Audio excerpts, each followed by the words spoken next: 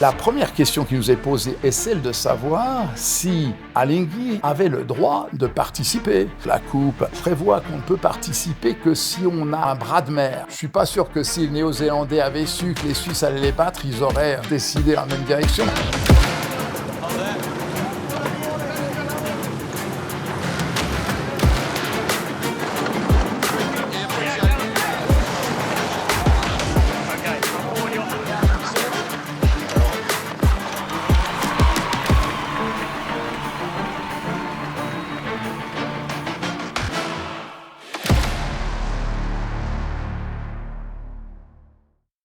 Bienvenue à l'écoute de ce troisième podcast en lien avec l'exposition photo itinérante de Philippe Schiller.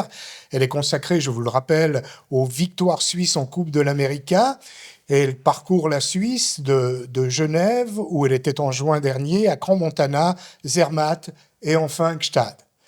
Nous interrogeons donc pour vous les différents acteurs ou témoins de ces victoires. Et aujourd'hui, nous avons le plaisir de rencontrer dans son pied-à-terre à Genève Henri Peter. Bonjour. Bonjour. Et merci de nous accueillir chez vous. Bienvenue. Vous faisiez partie, entre autres, du tribunal arbitral permanent des Coupes de l'América. C'était à Auckland en 2003, à Valence en 2007, lors des deux victoires d'Alinghi dont on se souvient, et puis en 2010, où c'était moins joyeux, mais on y reviendra. Mais réduire votre présentation à ces seuls faits serait injuste, évidemment, et incomplet, tant votre curriculum vitae, moi j'aime bien le mot, est impressionnant. Pour en décrire que quelques aspects, d'ailleurs, vous êtes avocat, entre autres spécialiste en droit du sport, vous avez été professeur honoraire de droit à l'Université de Genève et vous avez effectué une grande partie de vos études. D'ailleurs, dans cette université, vous avez aussi travaillé pour la célèbre écurie de Formule 1 Ferrari. Tout le monde vous envie, hein, vous le savez peut-être pour ça, aux côtés du légendaire Commendator Enzo Ferrari, personnage mythique de la Scuderia italienne et de l'histoire de l'automobile. Dans le cadre d'ailleurs de cette expérience unique, vous avez connu Jean Todt, qui était directeur de 1993 à 2007. Vous avez été, par exemple, en 1995, vous avez rédigé le contrat de Michael Schumacher, dont on connaît le destin que l'on peut qualifier de tragique, malheureusement. Vous avez été entre 2014 et 2022 membre du comité d'éthique de la FIA. La FIA, c'est la Fédération internationale de l'automobile.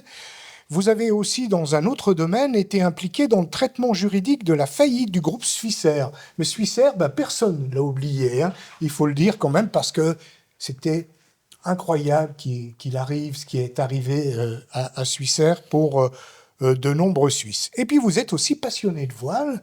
Vous avez par exemple remporté le ruban bleu, le record de la traversée du Léman sur le parcours du Bol d'Or de Genève au Bouvray et retour. C'était en quelle année ? En 1979, le 4 juillet 1979. Voyez, vous je me l'avez souviens parce que le lendemain, j'avais un examen à l'université et je pensais me préparer. En fait, j'ai passé ma journée entre Genève, le Bouvray et retour et mon examen, je l'ai passé, mais pas très brillamment puisque je n'étais pas franchement prêt, ni frais d'ailleurs. Quand je disais que vous étiez passionné de voile. Vous êtes aussi l'auteur de nombreux livres, dont par exemple le Code des obligations en 2003 ou encore un mémorandum sur les décisions arbitrales en Coupe de l'América. D'ailleurs, vous avez ces livres, enfin une partie de ces livres ici. Oui, on pourra en parler tout à l'heure, effectivement. Mais parlons-en maintenant. Alors parlons-en, mais volontiers. Donc, vous avez dit que j'ai été membre du tribunal arbitral de la Coupe américaine en 2003. En fait, on l'est pendant toute la durée de chaque édition. Alors, cette édition-là, qui est la 31e, a débuté en 2000 et s'est terminée en 2003. Donc, j'ai été membre entre 2000 et 2003. Et je me suis aperçu, on pourra y revenir tout à l'heure, que les décisions qui ont été rendues dans le cadre de la Coupe, pas seulement par des tribunaux arbitraux, mais par les tribunaux de New York en particulier, n'étaient plus disponibles parce que les premiers remontent aux années 1850, les toutes premières décisions, et elles ne sont plus documentées. Et lorsque, dans ces fonctions-là, on a été confrontés, mes collègues et moi, à des décisions qui concernaient des thèmes qui, en tout ou partie, avaient déjà fait l'objet de décisions, eh bien, on ne retrouvait pas les décisions. Donc, c'est difficile de se référer à ce qui a été dit, parfois bien, parfois mal, si on n'a pas les décisions. Et j'ai donc décidé, en 2000, qu'à la fin de cette édition-là, j'allais produire un bouquin qui allait recueillir toutes les décisions rendues dans ce cadre. Et voilà, ça, c'est le premier livre, d'ailleurs, qui s'appelle Arbitration in the America's Cup, c'est en anglais, et qui recueille ces décisions. Puis ensuite, rebelote, lors de la deuxième édition à laquelle j'ai participé en 2003-2007, de nouveau la suivante, etc. Et là, je suis en train de finaliser le 6e livre qui concerne l'édition qui s'est terminée l'automne dernier, qui recueille là aussi ça. Plus, j'ai ajouté progressivement avec mes co-auteurs, qui sont en général les autres membres du tribunal, d'autres documents importants sur l'histoire de la Coupe América. C'est des ouvrages de référence parce que on pourra, dans les années futures, se reporter et ça va aider les prochains. Oui, alors c'est pas moi de le dire, mais effectivement, avec le temps, je me rends compte que ces livres sont d'ailleurs devenus certains introuvables. Heureusement, ils sont sur Internet, mais effectivement, c'est devenu la jurisprudence consultée à laquelle on se réfère dans le domaine de la voile, mais aussi dans le domaine d'autres types de sports où on a parfois des problèmes relativement similaires. Oui, parce qu'on reparlera tout à l'heure des droits du sport, qui ont pris une importance dans toutes les compétitions et dans le monde du sport de plus en plus grandissante, mais on y reviendra tout à l'heure. Et puis, avant d'évoquer vos expériences professionnelles et personnelles à Auckland et Valence, vous avez tout d'abord dû statuer sur la validité de la candidature d'Alinghi en tant que challenger pour 2003 et participant justement à cette coupe-là.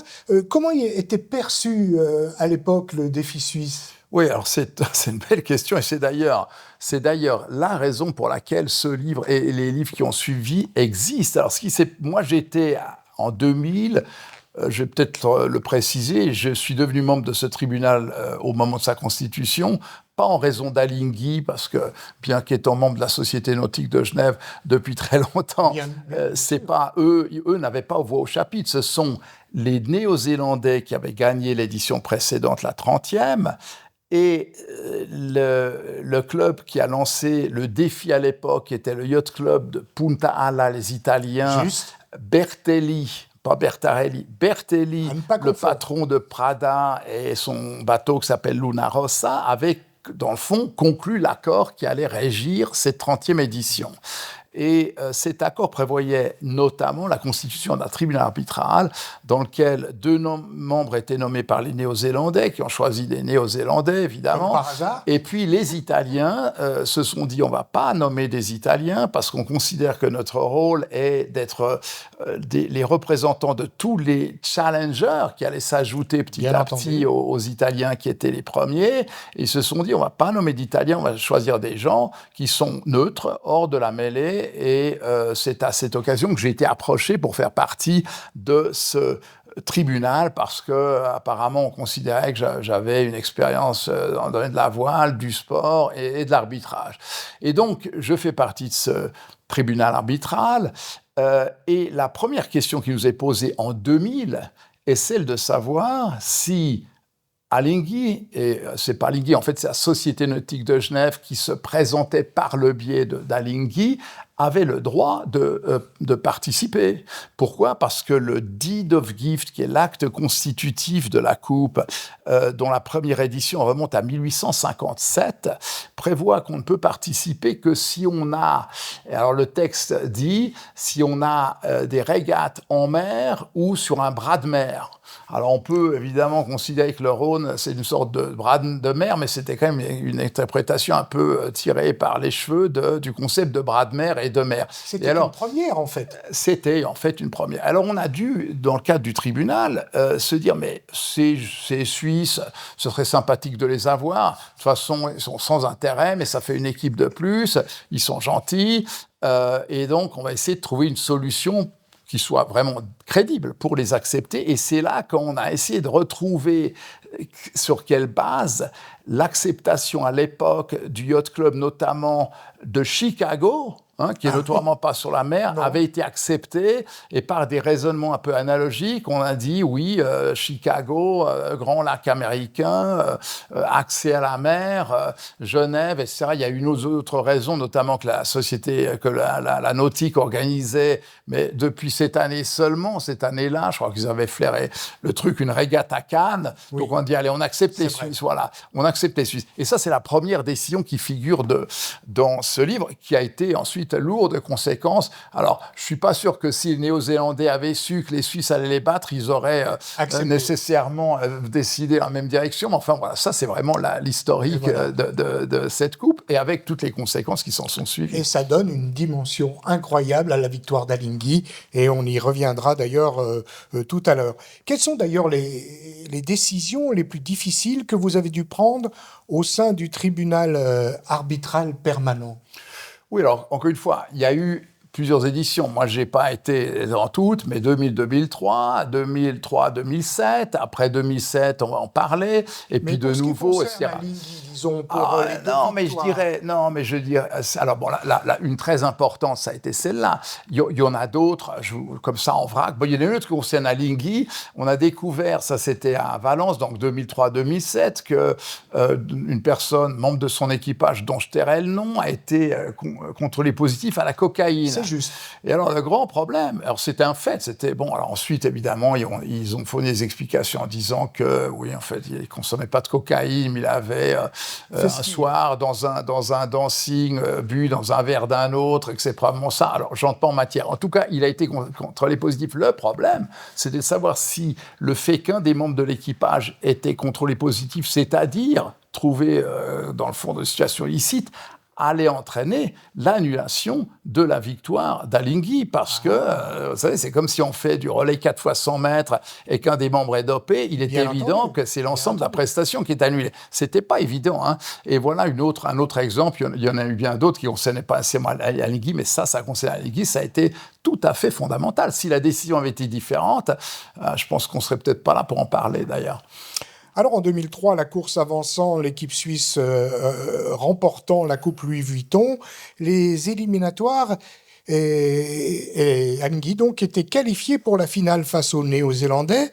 Est-ce que la pression était énorme aussi pour le jury, mais le jury ne doit pas avoir de pression, parce qu'on sait qu'à l'époque, Russell Coutts et Brad Butterworth avaient été enrôlés par Ernesto Bertarelli, qui avait eu quelques menaces, qu'ils étaient considérés, le mot est peut-être un peu fort, comme des traîtres à la patrie. Alors, est-ce que ça mettait une pression sur vous?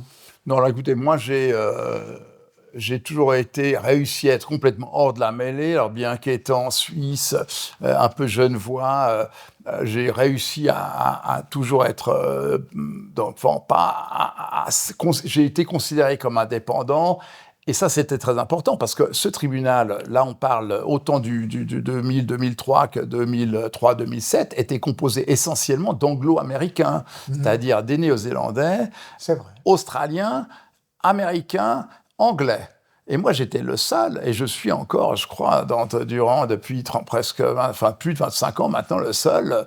Franchement, il y a eu un passage d'un Espagnol qui a été bref, parce qu'ensuite, voilà, il n'a pas été considéré comme tout à fait adéquat. Mais voilà, non anglo-américain, à faire partie de ce tribunal. Et alors, pour être, je dirais, respecté, écouté par mes collègues, il faut voir, c'est des personnalités très connues dans le domaine de la voile, il fallait évidemment être absolument impeccable et pas suspecter de favoriser les intérêts de quiconque ou d'être influencé. Donc, voilà, effectivement, pour revenir à Coutts, etc., j'ai pas du tout été influencé par ça. En revanche, vous avez raison de dire que pour les Néo-Zélandais, ils ont été un peu considérés comme des traîtres à la patrie. J'ajoute à la patrie parce que les Néo-Zélandais sont très nationalistes sur le plan de la voile, on peut le comprendre, et que leurs meilleurs éléments Il y avait aussi Brotherworth qui a été repris avec d'autres, qui a été embauché de cette façon tout à fait licite par Bertarelli, lors de son défi, qui était une manœuvre tout à fait intelligente. Et bien évidemment, pour les Néo-Zélandais, ils n'ont pas beaucoup apprécié ce qu'ils considéraient désormais comme des mercenaires aillent favoriser leurs adversaires. Mais enfin, voilà, c'est comme ça. Comme ça. On dit que la Coupe de l'Amérique est la Formule 1 de la voile. Vous avez travaillé pour Ferrari. Vous confirmez, vous avez vu des accointances, comme on dirait ici. Oui, alors c'est d'ailleurs probablement une des raisons pour laquelle je me suis occupé de la Coupe América, parce que j'ai eu la chance, pour des raisons, disons, des circonstances incroyables, d'être approché, j'avais 27 ans en 84, pour assister Ferrari dans le cadre de ses activités de Formule 1. Je me suis retrouvé dans le bureau d'Enzo Ferrari lors de l'automne 1984, donc je peux vous dire que c'était quand même, c'était particulier. La grande émotion, c'était déjà un mythe. Et à la suite de ça, jusqu'à sa mort en 88, et puis après sa mort pendant plus de 30 ans, j'ai assisté Ferrari. Ça a été un moment, plus de la moitié de mon temps. Et donc, vous voyez, 84... En 2000, lorsque je suis approché pour faire partie de ce panel, en fait, je l'étais, je dirais, en bonne partie probablement, parce que les Italiens me connaissaient de peut-être réputation, parce que la Formule 1 c'est assez médiatisé, donc ils savaient un petit peu comment je travaillais, que je connaissais les problématiques de sport, le contentieux dans le domaine du sport, parce qu'en 99, j'avais participé, je dirais même animé la défense de Ferrari en 99 après le Grand Prix de Malaisie, qui a permis à Ferrari de gagner le Grand Prix des constructeurs pour la première fois depuis près de 20 ans. Donc ça a été assez apprécié. Donc ils ont considéré que j'étais compétent en sport, et ils m'ont donc invité à participer de ça. Oui, alors il y a un lien direct, et puis ensuite les analogies, elles sont évidentes, pas seulement du point de vue des contentieux, mais du point de vue, dans le fond, de l'activité elle-même. Vous avez un ou deux exemples, justement, qui peuvent se rapprocher Écoutez, moi, j'ai été frappé par deux périodes chez Ferrari. La période, évidemment, Enzo Ferrari, même si 84-88, c'était un peu la fin du cycle, mais ensuite, l'arrivée de Todt en 93, vous l'avez dit, jusqu'à son départ en 2007. Et ces deux périodes où j'ai vécu avec des personnages incroyables, qui avaient une rigueur, une discipline sans compromis quelconque, qui étaient en permanence à la recherche de la maximisation de la performance, de la qualité de tout point de vue, pas seulement les pilotes, pas seulement les ingénieurs.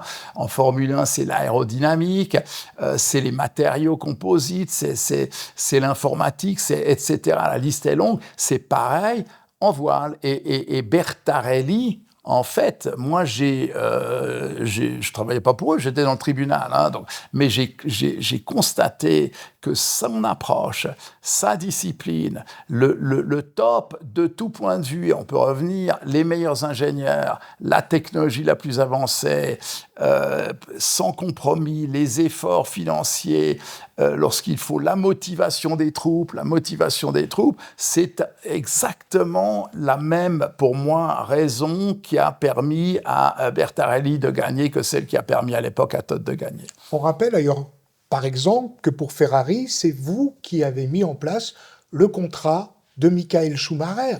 Ça, c'est d'un niveau très élevé. Oui, alors ça, c'est pas moi de le dire, mais oui, j'ai fait tous ces contrats, mais Schumacher, oui, en 95, mais avant, il y a eu Mansell, Prost, allez-y, presque Senna, Berger, et puis tous ceux qui ont suivi, Alonso, enfin bref, Raikkonen, etc. Et voilà, mais oui, donc c'est vrai que c'est des moments particuliers. D'ailleurs, celui de Schumacher, on l'a fait, j'ai écrit, je l'ai écrit à la main dans une chambre d'hôtel à Monaco, une nuit avec Jean Todt, Schumacher et son agent qui s'appelait Willy Weber. Voilà. Alors Willy Weber était plus intéressé à vendre des casquettes au nom de Schumacher, et Schumacher était plus intéressé aux aspects techniques, aux garanties de qualité des ingénieurs, le nombre de tests qu'ils pourraient faire, etc. Donc c'était très intéressant, mais bref, c'était un contrat d'une page et demie, et on sait ce que ça a donné. Belle anecdote, dans une chambre d'hôtel, comme ça. Oui, oui. Est-ce qu'il y a... C'est une chambre d'hôtel parce qu'en fait, on le faisait en secret, puisqu'il était encore chez Benetton. Il ne fallait surtout pas que Briatore le sache, parce qu'il aurait essayé de bloquer l'opération. Donc ça s'est passé comme ça, de façon un petit clandestine. Détail auquel on ne s'attend pas dans un contrat comme ça, que vous pouvez dévoiler, ou peut-être pas? Non, mais le détail, c'est vraiment que Schumacher... Pour lui, et voyez, on revient sur ces personnages exceptionnels, pour lui, c'était pas l'argent qui comptait, c'était le fait de gagner. Pour gagner, il faut être en condition de le faire. Donc il avait des exigences contractuelles qui lui permettaient, il ne connaissait pas Ferrari de réputation, lui garantissait qu'il allait pouvoir, je reviens à la question des tests, faire le plus de tests possible. Oui. Alors que Mansell, dont j'ai parlé tout à l'heure, ce que j'ai fait son contrat avec Mansell, d'ailleurs à l'île de Man où il habitait, lui, il a fallu aller le trouver à l'île de Man. Je vous recommande, c'est très beau, mais c'est quand même un peu, comme on dit, le cul du monde. Bref, alors lui, il voulait une chose contraire. Il voulait surtout pas participer au moins de tests possibles parce qu'il considérait que c'était boring, c'est-à-dire ennuyeux et tout. Il voulait pas. Vous voyez la différence entre les deux personnages. Sûr, ça explique ce qu'est Michael Schumacher. Ce que vous venez de nous dire, c'est très explicite. C'est très parlant. Alors, Mansell, un personnage extraordinaire, mais il n'a pas gagné le même nombre de championnats du monde que Schumacher, dont on connaît le palmarès.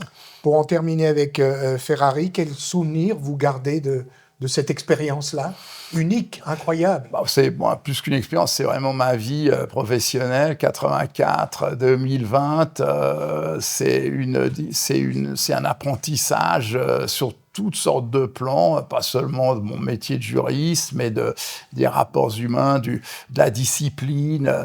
Il y a d'ailleurs un film que je recommande qui s'appelle Jean Todt, La méthode, qui a été édité par Canal+, oui. où la méthode Jean Todt, qui l'a conduit à gagner en rallye, au Mans, Paris-Dakar, Formule 1, etc., est expliqué. C'est vraiment une école de vie, et même pour moi, ça a été des moments exceptionnels, sans parler de personnages comme Ferrari, puis d'autres, comme Montezemolo ou en couleur, il y en a eu d'autres. Donc ça a été passionnant, ça a été pour moi extraordinaire. Et je confirme, pour l'avoir vu, ce documentaire sur Canal+, on le recommande.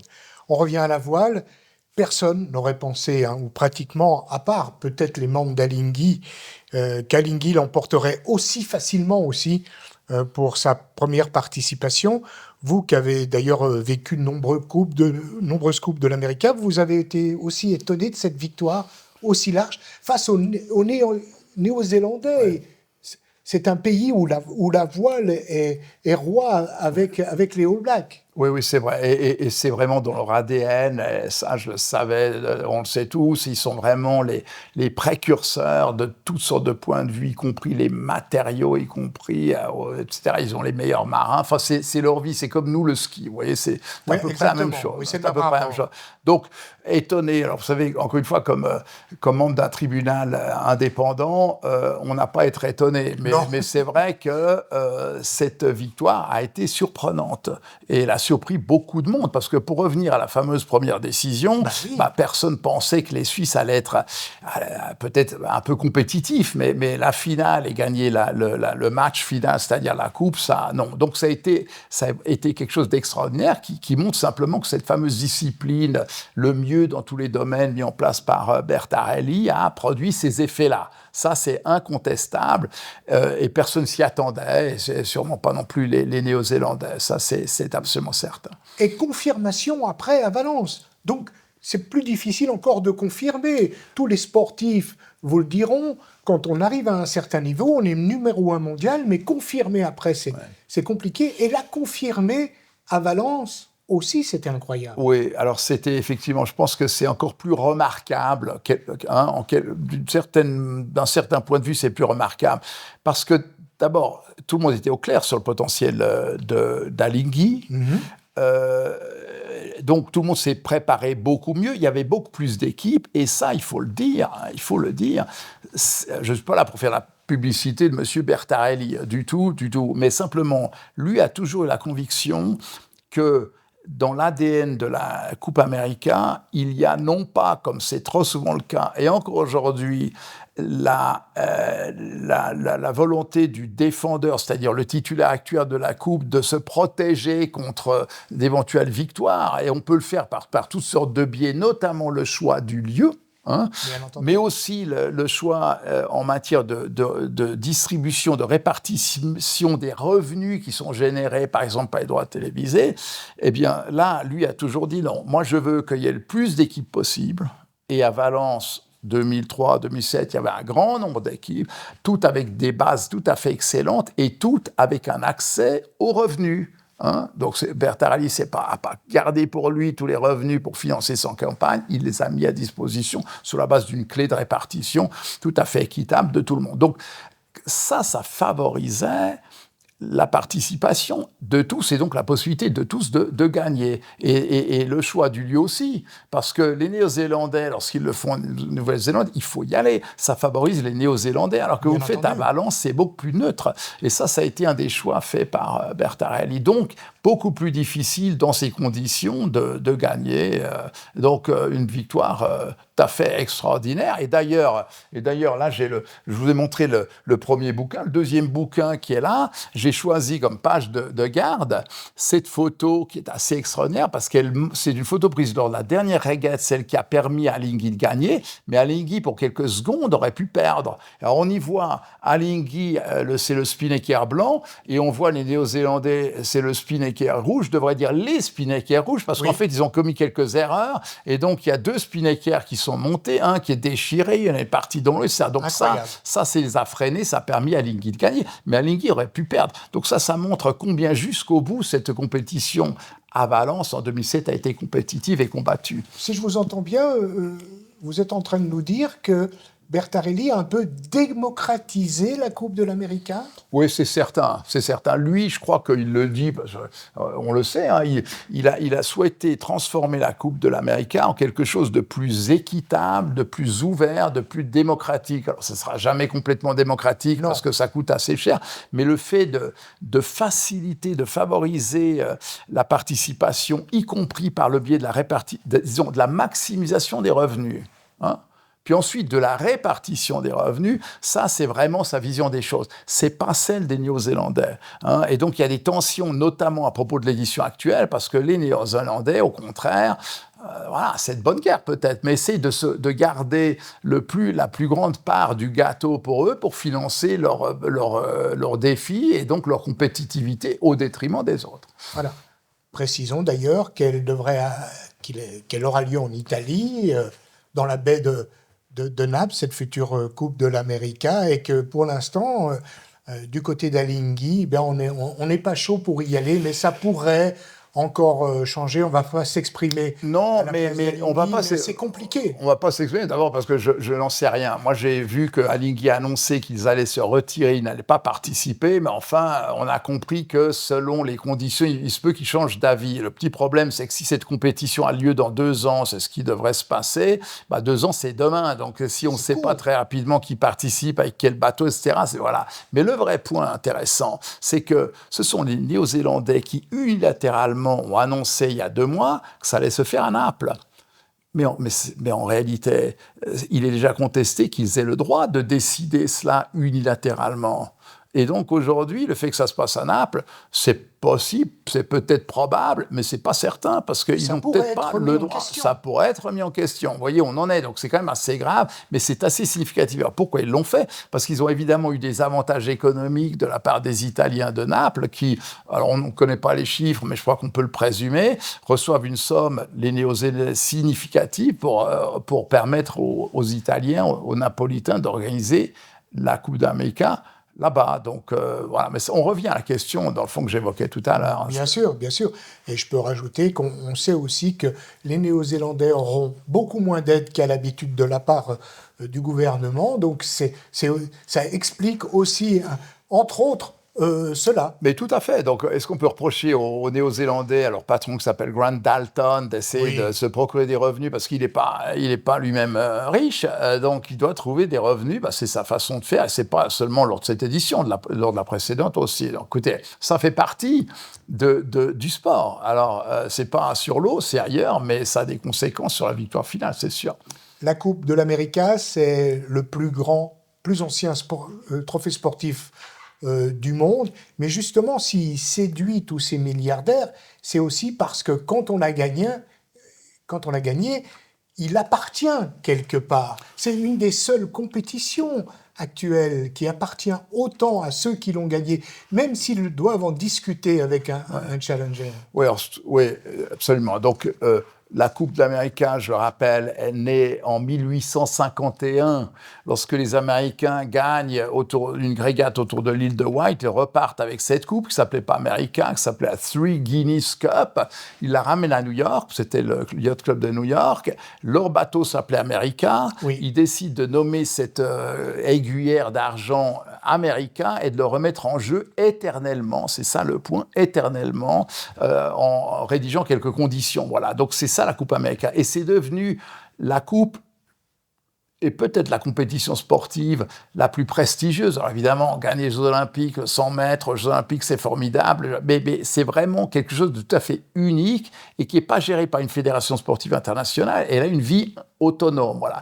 Et cette compétition, qui a donc plus d'un siècle et demi maintenant, est quelque chose qui fascine. C'est le Graal. Dans le domaine de la voile, c'est le Graal. Et je dirais même dans le domaine du sport, c'est le Graal. Et pour toute personne qui a plus ou moins tout réussi dans sa vie, et c'est souvent des entrepreneurs à succès, qui s'intéressent à la voile, évidemment, gagner la Coupe d'Amérique, c'est vraiment le rêve suprême. Pas parce qu'on s'enrichit, au contraire, on s'appauvrit, parce qu'il faut financer la compétition. Donc, il ne faut pas penser qu'on fait ça pour l'argent. Mais pour ceux qui ont déjà beaucoup d'argent, bien voilà, c'est quelque chose de non achetable, d'inaccessible. Il y a de nombreux entrepreneurs qui se sont presque ruinés pour ça. Dans l'histoire de la Coupe d'Amérique, on peut citer Sir Thomas Lipton, vous savez, le thé. Il a essayé d'innombrables fois avec des bateaux incroyables. Jamais parvenu. Jamais réussi. Le baron Bic français, pareil. Et puis aujourd'hui, on peut citer Bertelli, Luna Rossa Prada, c'est la énième fois qu'il essaye, ça lui coûte très cher, lui ou à son entreprise, mais peu importe, il n'a pas gagné, c'est vraiment son rêve ultime. Voilà, ça donne plus de valeur encore à cette compétition. Bien sûr. Comment elle devrait évoluer selon vous ? Qu'est-ce qu'il faudrait peut-être changer, améliorer Ouais, alors, il y a deux, je crois qu'il y a des aspects. Il y a un premier aspect qui est incontournable, c'est que ce qui a été mis en place par les Américains dans les années 1850, c'est une espèce d'acte constitutif qui est gravé dans le marbre et on ne peut pas le changer. Et donc, ces exigences-là, on pourra en parler peut-être à une autre occasion, on ne peut pas y toucher. Et une des choses qui est prévue, c'est que soit le détenteur de la coupe se met d'accord avec celui qui lui lance le premier défi, donc le Néo-Zélandais et Alinghi par exemple, sur les conditions du prochain match, et c'est celle qui s'applique, soit ils ne se mettent pas d'accord, il y a quelques règles de base qui sont par exemple, il y aura 3 régates, le bateau ne peut pas faire plus que X pieds, etc. Et puis on y va, puis on voit ce qui se passe. Bon. Lorsqu'il y a un accord, et ça c'est vraiment ce qui permet de faire avancer les choses, ça permet justement de faire des choses intelligentes. Et je pense que un des modèles qui a été envisagé, je dirais, en partie pratiqué par Bertarelli et d'autres clubs importants, IADER notamment, je crois aujourd'hui les Américains de New York, consiste à faire quelque chose qui peut ressembler un petit peu à ce qui se fait d'ailleurs en Formule 1, c'est-à-dire... Comme par hasard. Oui, mais parce que c'est, disons, des évolutions, c'est-à-dire ouvrir le plus possible, pas de façon illimitée, être très prévisible dans la durée, parce que construire un bateau pour 2 régates, c'est plus compliqué que le construire et le développer sur plusieurs régates, plusieurs éditions, hein, donc une stabilité du point de vue du type de bateau, et puis une maximisation des revenus, ce qui suppose qu'on se mette tous d'accord, puis ensuite une division intelligente de ces revenus, une gouvernance crédible et autonome, etc. Voilà, ça c'est un peu en très raccourci le modèle, et aujourd'hui je crois qu'il y a une sorte de tension entre ceux qui préconisent cette solution-là, dont font partie les Suisses, dont fait partie les Américains, et je crois aujourd'hui d'autres aussi, notamment les Anglais, d'une part, et puis les Néo-Zélandais, qui, pour des raisons que j'ai déjà mentionnées, souhaitent continuer à, dans le fond, avoir une vision un peu plus égoïste de la gestion de cette coupe. On a parlé des victoires d'Alinghi, mais il y a eu aussi la défaite, la deuxième fois, à Valence, en 2010, avec des conditions particulières. Oui, alors c'est la troisième fois, hein, c'est la troisième participation. Exactement. La première 2000-2003, 2003-2007, 2 victoires. Et puis alors, ayant gagné en 2007, que fait Alinghi, donc la Société nautique de Genève? Elle se dit, bon, bah, on est ouvert à un nouveau défi. Qui va être mon challenger? C'est pas eux qui choisissent, mais enfin on peut quand même, faciliter un petit peu le lancement d'un défi par une équipe ou par un yacht club ou l'autre. Et ils l'ont fait avec une entité nouvellement créée, composée des clubs de voile espagnols. Donc il y a eu un accord entre Alinghi, détenteur de la coupe, les Espagnols qui lancent le premier défi, avec toutes sortes de clauses qui étaient, je dirais, tout à fait orienté dans la direction que j'évoquais tout à l'heure. Ça n'a pas plu aux Américains, pas ceux de New York, mais ceux de la côte ouest, San Francisco, un autre entrepreneur à succès, Larry Ellison, titulaire d'Oracle, qui a dit « ce protocole ne me plaît pas ». D'ailleurs, il aurait voulu lui-même être le challenger, il ne l'a pas été, et il a mis ses avocats sur le coup, qui ont découvert que peut-être que le défi avait été lancé par ce club espagnol qui venait d'être créé, qui n'avait justement pas de régate en mer sérieuse, dont on revenait au fameux problème. Et donc, ils ont contesté la validité de l'accord lui-même. Alors, ça a donné lieu à des décisions du tribunal arbitral, troisième édition que je présidais. Et puis, en même temps, les Américains ne reconnaissaient pas ce tribunal et se sont adressés au tribunal de New York. Pourquoi New York? Parce que c'est le lieu où la coupe a été fondée, et donc il n'est pas contesté que les tribunaux de New York peuvent être, dans certaines circonstances, compétents. Et en définitive, c'est les tribunaux de New York, dont les décisions prévalent sur un tribunal arbitral, qui ont décidé que, effectivement, le challenge n'était pas valable. Et donc, Alinghi s'est retrouvé dans une situation évidemment défavorable parce qu'il pensait avoir un accord, et puis ils se sont retrouvés sans accord contre le défi des Californiens, Oracle, qui évidemment n'était pas très tendre et pas tout à fait prêt à faire des concessions quelconques à l'égard d'Alinghi. Donc il y a eu un problème juridique en fait à la base de cette nouvelle participation. Alors est-ce qu'on aurait pu faire mieux pour Alinghi? Peut-être, c'est pas moi de le dire, mais peut-être, voilà, on a peut-être sous-évalué un petit peu ce problème-là. Puis alors, le deuxième sujet, c'est qu'évidemment, alors que les Américains préparaient un bateau qui était en fait technologiquement extrêmement avancé, avec une voile qui n'était pas une voile, c'était une sorte d'aile d'avion. Le mât-aile, oui. Le mât-aile. Les Suisses, non, plutôt, ont préparé, d'ailleurs, il y a une photo, il y a un truc formidable que je vous conseille, c'est cette brochure qui recueille des photos de Philippe Schiller, qui contient une photo très intéressante où on voit le bateau Alinghi qui quitte le Léman. Voilà la photo. C'est un immense catamaran avec un mât incroyable qui est lifté par un énorme hélicoptère parce qu'il est transporté sur la côte. Voilà. Eh bien, ça a été le choix fait par les Suisses. Un choix, alors ça paraissait être tout à fait révolutionnaire quand on voit le bateau magnifique, et ils pensaient qu'ils allaient gagner. Et en fait, l'erreur, c'est facile de le dire après coup, l'erreur a été de penser que ce bateau traditionnel, plus ou moins très avancé, allait pouvoir battre un bateau très innovant avec toutes ces nouvelles technologies. On s'est aperçu que voilà, il n'y avait pas photo et les Californiens ont gagné. Donc ça a été un choix, je dirais, de technique sur le plan de la construction du bateau, qui a été un deuxième choix qui s'est avéré malheureusement être pas gagnant. Mais enfin, c'est encore une fois trop facile de le dire aujourd'hui. On pensait à l'époque, d'ailleurs, tout le monde pensait que Alinghi avait de très bonnes chances, si ce n'est une excellente chance de gagner. Ben non. Vous êtes un spécialiste du droit du sport. On a l'impression que le droit du sport, aussi peut-être à cause de l'argent qui règne dans le sport, prennent de plus en plus d'importance. Est-ce que vous êtes d'accord avec ça ? Oui, oui, bien sûr. Alors, il faut quand même rappeler que le droit a toujours été présent dans le domaine du sport. Et je peux vous dire d'ailleurs que lors de la régate de 1851 que j'ai déjà évoquée autour de l'île de Man, il y a déjà eu à l'époque une contestation qui concernait le parcours, parce que les Américains avaient coupé un certain stade, plutôt que faire le tour d'un truc qui s'appelle Needles, c'est une espèce d'îlot qui est au nord de l'île de White, et donc les Anglais, qui n'étaient pas très contents d'avoir perdu, ont prétendu qu'ils n'avaient pas parcouru l'intégralité de ce qu'ils auraient dû parcourir, pour vous dire. Donc il y a toujours eu des contestations. Mais disons, ce qui est différent, c'est que pendant longtemps, et aujourd'hui en partie de la voile, on a une sorte d'esprit gentleman, n'est-ce pas, qui prévaut.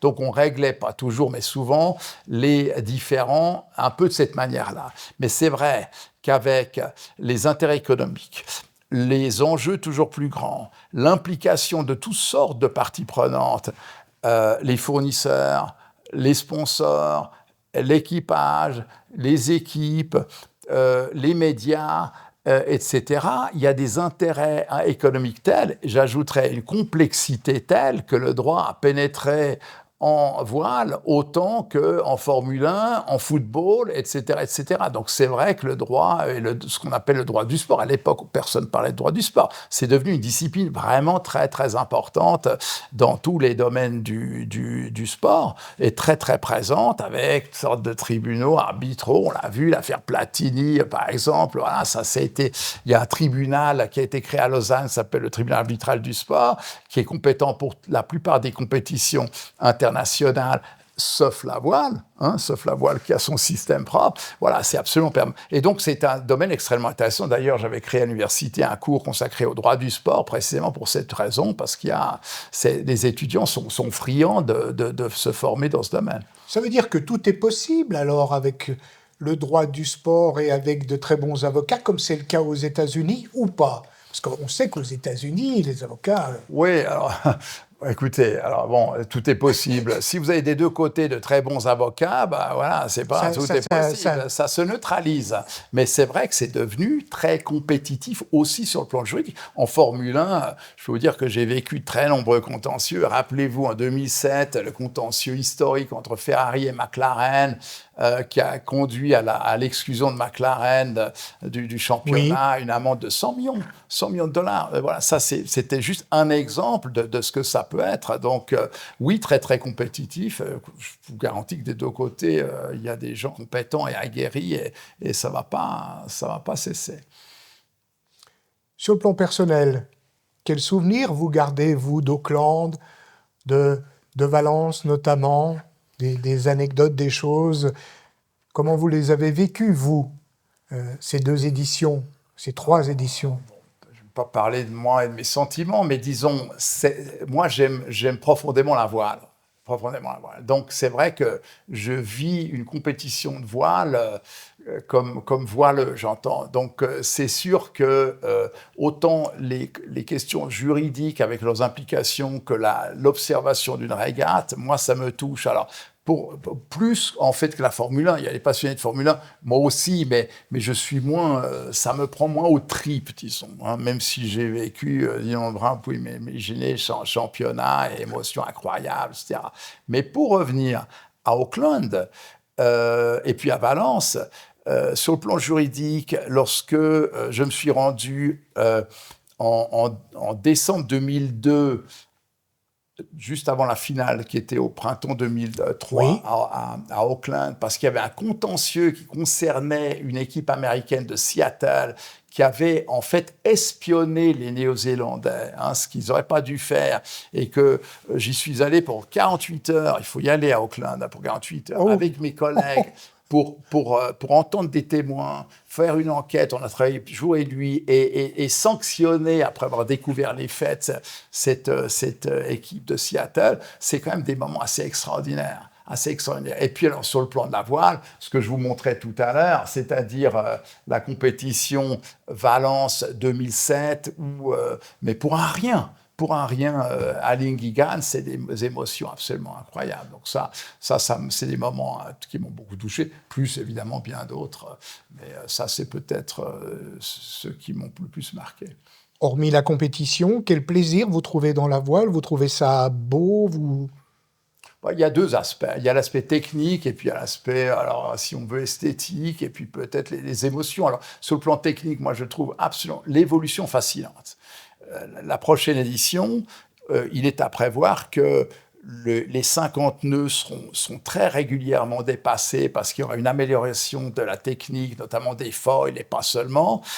50 nœuds, c'est presque 100 km à l'heure. Oui. Donc, quand on est sur l'eau à 100 km à l'heure avec ces bateaux, il faut l'avoir fait. Moi, je ne l'ai jamais fait, mais je peux vous dire que moi, je l'ai fait à certaines vitesses. C'est tout à fait incroyable. Donc, ça, c'est fascinant sur le plan de la technique. Sur le plan esthétique, il y a des bateaux qui ne sont pas ceux-là, mais même sur le Léman, des bateaux qui sont vraiment On a eu la chance d'en voir des très beaux. Mais c'est parfois les vieux bateaux, d'ailleurs, pas seulement les nouveaux qui sont les 6 mètres, jauge internationale. Et puis même des choses plus petites, enfin extraordinaires. Et puis, sur le plan des émotions, vous savez, moi, j'ai maintenant moins parce que ma femme est malade en bateau après à peu près 30 secondes. Donc, mais c'est une montagnarde aguerrie. Donc, depuis que je l'ai connue, on va en montagne et on est moins sur l'eau. Mais bref, moi, j'ai fait des traversées incroyables, que ce soit dans la Manche, que ce soit en Grèce, que ce soit en Méditerranée, soit aux États-Unis, etc. Des moments incroyables de nuit, des moments qui sont d'une beauté inoubliable. Ça me manque. Mais pour l'avenir de la Coupe de l'Amérique, ces bateaux qui ressemblent de plus en plus à des avions, est-ce que c'est la bonne solution? Est-ce que la limite, à un moment donné, ne va pas être humaine aussi? Vous savez, moi, ça fait longtemps que j'entends, chaque fois qu'il y a des innovations en voile, en Formule 1 aussi d'ailleurs, là, c'est plus des voitures, c'est de la technologie pure, le pilote compte plus, le barreur compte plus, le bateau, c'est un avion, c'est pas un bateau, c'est pas transposable pour la navigation ordinaire, etc. Bon, je crois qu'il faut sortir de cette logique, il faut comprendre que c'est dans le cadre de ces compétitions qui sont les plus pointues sur le plan technologique, où il y a une recherche incroyable, je dirais même à fond perdu, parce que c'est pas les équipes qui s'enrichissent, c'est ensuite repris par les constructeurs que se font les vrais développements. Et donc, je pense qu'il faut vraiment avoir cette vision-là. Alors, est-ce que les développements technologiques en matière de voile et de couple américain sont transposables?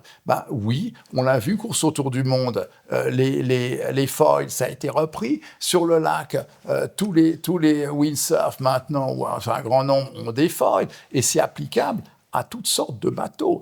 Il n'est pas nécessaire d'avoir des gens qui pédalent dans le bateau et puis des choses. On peut vraiment utiliser cette technologie. Je vous cite ça, mais on peut vous citer d'innombrables autres innovations qui ont été reprises.